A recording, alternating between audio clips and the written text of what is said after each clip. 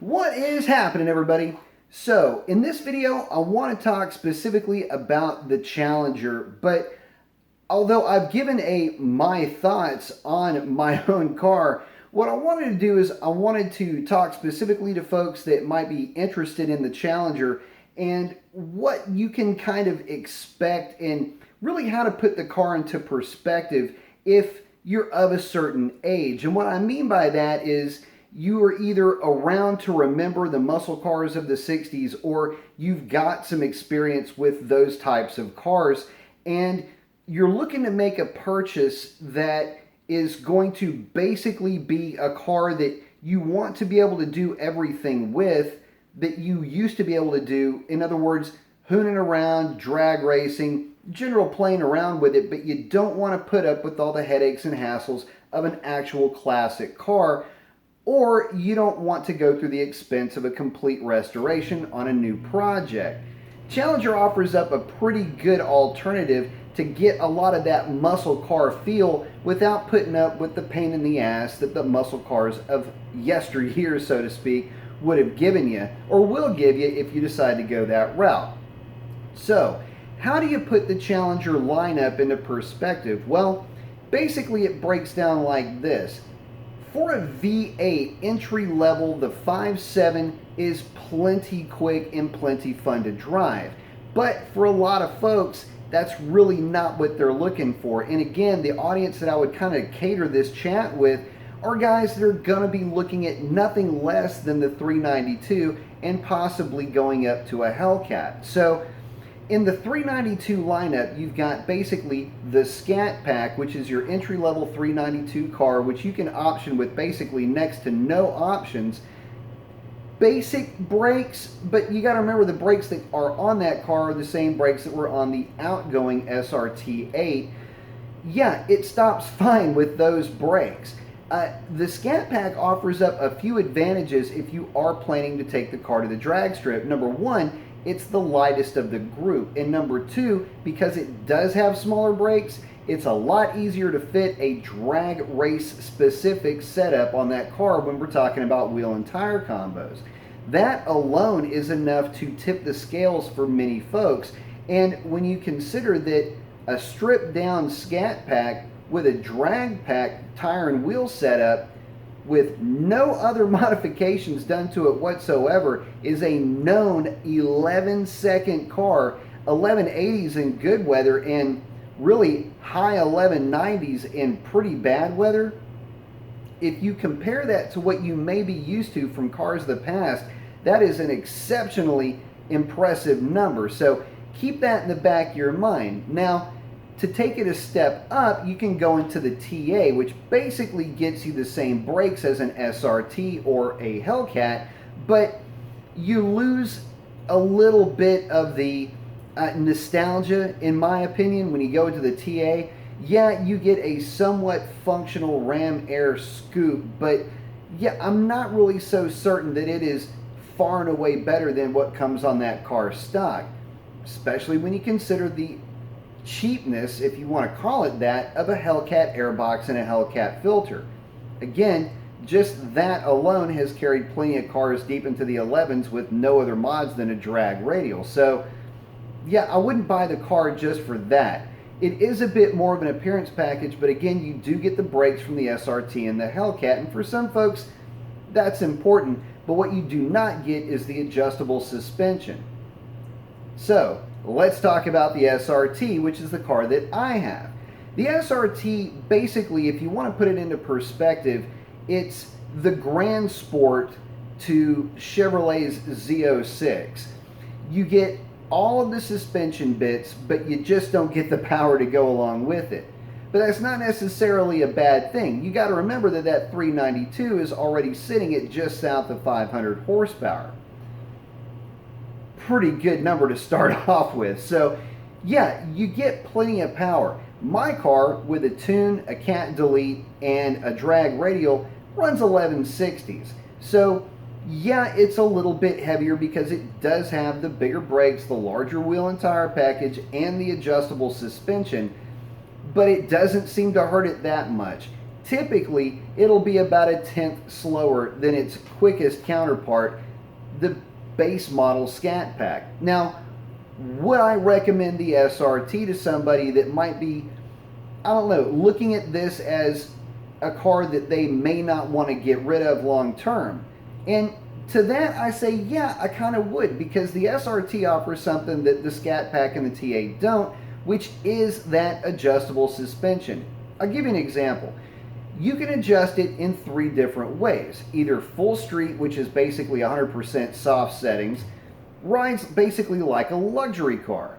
Put it in sport, and it's a pretty firm, pretty nice compromise between street manners and firmness.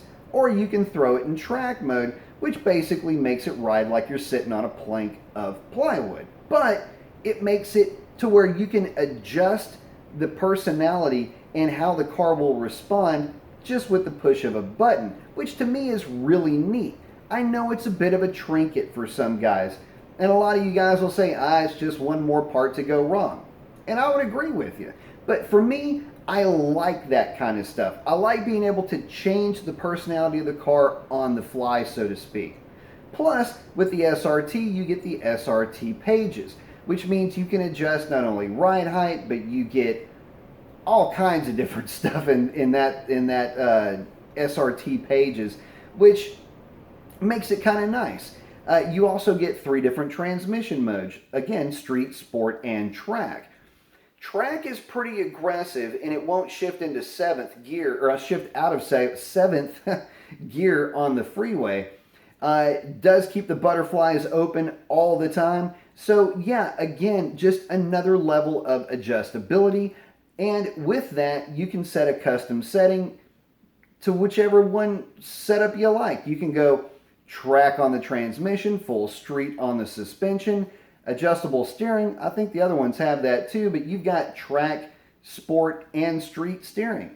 You could have basically a ton of different options to set the car up in a customized setting that's only a couple of presses away on your SRT button. Makes for a fun car.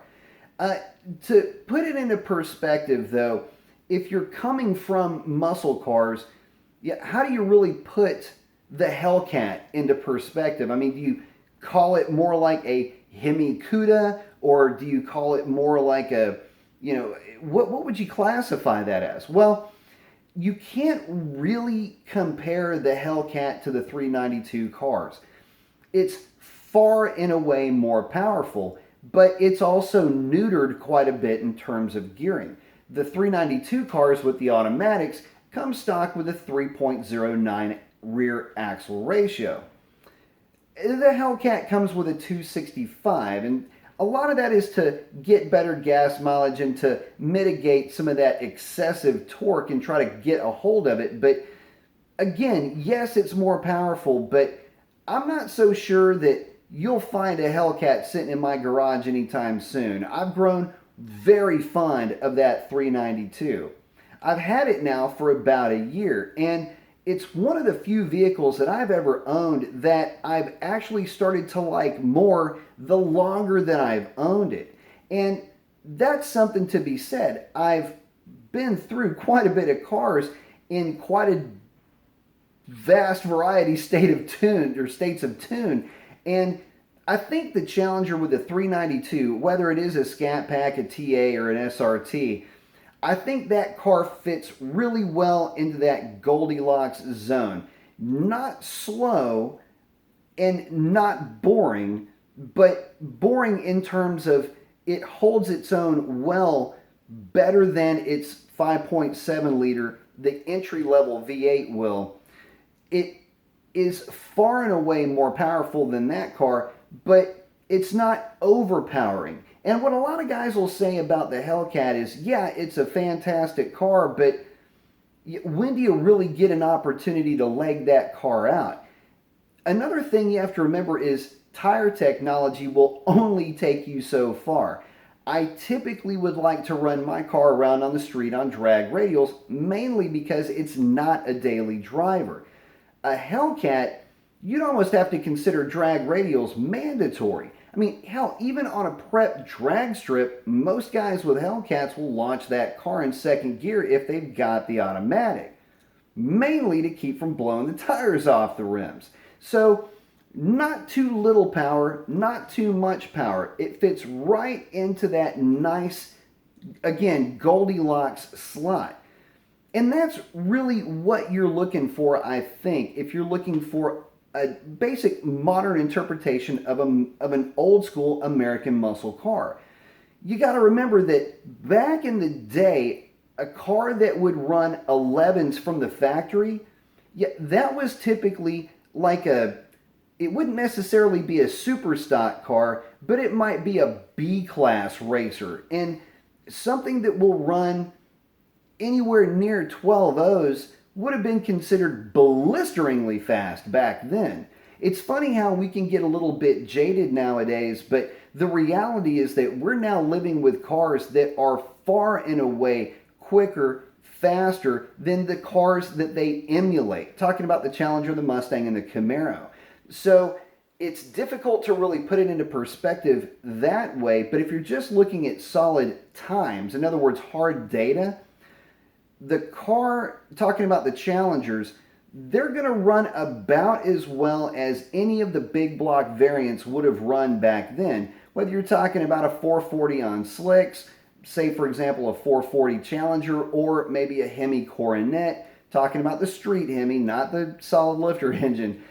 Yeah, they're all running somewhere around those times. So you can pick up a car that will give you that level of acceleration, but still be able to be reliable, start whenever you want it to start, knock down fairly decent gas mileage, and look damn good in the process. So again, just walking through the levels, for me, I chose the SRT mainly because I wanted all the creature comforts. I wanted to be able to adjust the suspension, basically kind of make my car my own and have it reflect whatever attitude I may have.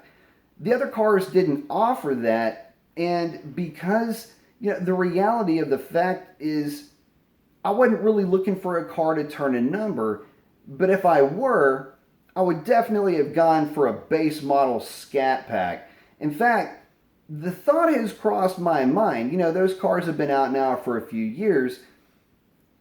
I'm wondering what those things are going for these days. Might be a fun project to turn into a build. You never know. I do live 10 minutes away from a drag strip now. Might have to look into that. But maybe I can do the same stuff with the SRT. That's another thing, by the way. Not many folks picked up SRTs, basically because of the cost difference. You got to remember that a base model Scat Pack, the one that I'm kind of eyeballing right now, is going to tip in at about $45,000, whereas an SRT is going to sticker at least around 50 to 51. Yeah, you can do a whole lot with that $5,000, let me tell you. So if you're thinking about picking one up, look at it with a realistic point of view. If it's a car that you're not going to be taking to the drag strip very often, I would probably want to lean you towards an SRT, mainly because you can set that suspension to full soft, put the steering on full soft, and keep that transmission program in sport, and have a car that's very comfortable and very capable at the same time. If you want to throw a set of drag radials on it, know for a fact that you're going to be deep into the 12-second zone, and that's bone stock. And if you get yourself some mine shaft air, you just might be in the 11s as well. So that's the Challenger lineup in general. Again, I like talking about these cars because I'm old enough to at least remember the cars when they were almost disposable. And I'm talking about the cars from the 60s and early 70s. I'm not old enough to remember them when they were new. That was about 10 years before I was born. But I do remember guys running around, friends or friends of family that had these cars, and I remember them well in that respect. That nostalgia value is still very strong. But the fact that when you have cars like the Challenger, how would I compare it? Well, again, about like any big block car of the original muscle car era, except at this point, you can take it on road trips, knock down 20 miles per gallon, go out and run a low 12-second ET on a drag radial, and it'll still start whenever you want it to start, and it won't give you any real headaches in terms of reliability. So I hope that helps you guys out. Again, if you are looking to pick up a Challenger, that's basically the Challenger lineup in a nutshell. And the best advice I can give if you're thinking about picking up the Challenger, drive the 5.7 with the 8-speed automatic first. Now, I know that I've said that it is a bit of a, I don't want to call it a downgrade, but it is down on power compared to the 392.